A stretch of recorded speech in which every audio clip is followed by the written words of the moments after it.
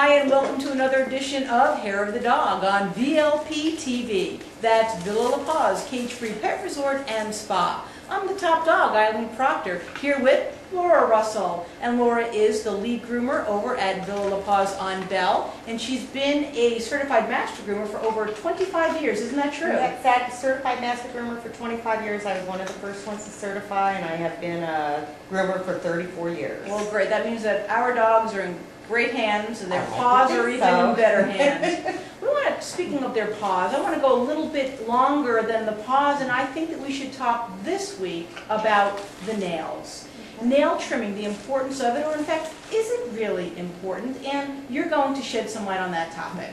So let's just start with the obvious question. Isn't it adorable when we hear the click, click, click of little doggy paws running across the tile or the wood floor? Isn't that adorable, Laura? No, it's not, if you really know what's going on. So what is going on? What is going on is to be like your toenails overgrowing and your feet going click, click, click when you walk. If you can hear your dog's nails click, they're too long. The dog's putting pressure on the nail instead of the pad of the foot. Oh, I see. So, although it may sound very comforting to us and it lets us know where our dog is, it's really not very good for him. It's not a good thing at all. Okay, so how often would you normally need to have a dog's nails trimmed?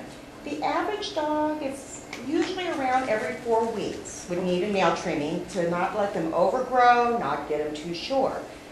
There are some dogs whose nails grow faster, and you might want to do them more often. I've rarely seen a dog that can go longer than that.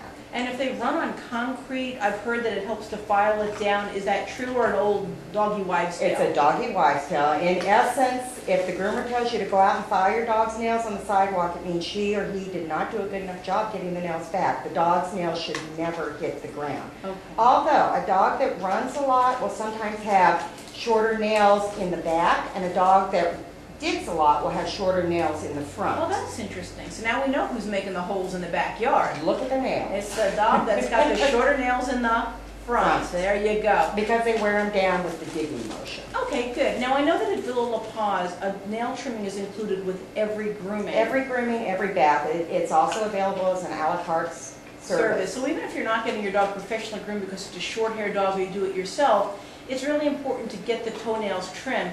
So I know that a lot of people are afraid of doing that at home. Either their dog doesn't like it, it pulls away, or it cries, or it whines, or the dreaded bleeding. Let's talk about that. Okay. Let's get some techniques for being able to safely and comfortably trim your dog's nails at home. I imagine it starts getting them used to it as a puppy. Getting them used to it. Play with the feet. Play with the nails. Run your fingers all around the nails when they're puppies and up in between the toes. Get them used to having your thumbs go up in their little pads. The more you play with the feet, the better the dog's going to be about toenail trims. Although some dogs will never, ever like their toenails. I did a pug puppy over at our other Villa Paws location and did her up for 11 months. We did her every 3 weeks. Little Gracie came in, put her paws forward, and said, "Here, cut my nails."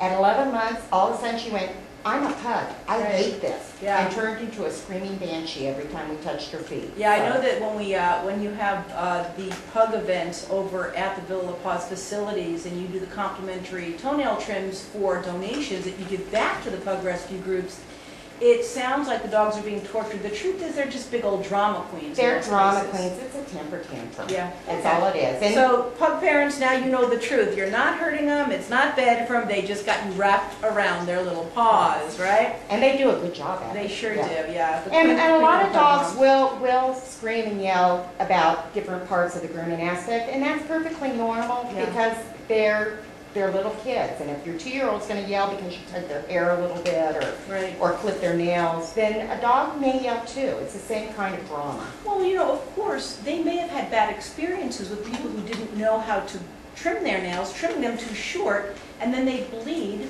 and that's actually a vein, isn't it? Explain that concept. Well, there is what's called the quick in the nail, and that is the nerve of the nail, and beyond the nerve is a vein. Okay. There is no real feeling in the vein, but when you cut sometimes short, they do bleed a lot. Okay. We have had dogs, though, that have impossible nails to work with, or the nails are so overgrown that the only way to quickly and easily get them back is to cut through that vein. And that does happen more often than we probably like, but it's better than try and get somebody to bring them in every single week for a short nail trim to keep trying to work that Work it back. down, We gotcha. have some dogs whose veins never recede on their own easily.